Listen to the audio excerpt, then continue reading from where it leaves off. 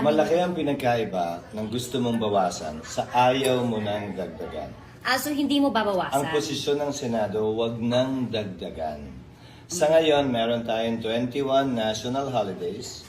Pag sinama mo yung local holidays, usually dalawa, so 23. Pag sinama mo yung dinadagdag pa ng presidente kapag may nasa sandwich na holiday, usually tatlo sa isang linggo yun, sa isang taon.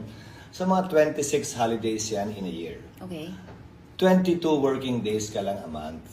Okay. So that makes Filipino workers, especially those in the BPO industry, less competitive. So parang nagbabayad na sila ng 13th month pay, magbabayad pa ng isang buwan pa. So meaning to say, parang less chances for us. Yun ang isa sa mga dahilan ba't tayo nalampasan, isa sa mga dahilan, hindi lang naman yun. Nalampasan tayo ng India bilang #1 BPO call center ng mundo. Kasi less competitive tayo. Siyempre, #1 reason, mataas yung kuryente dito. Talaga? Pero hindi namin nais ba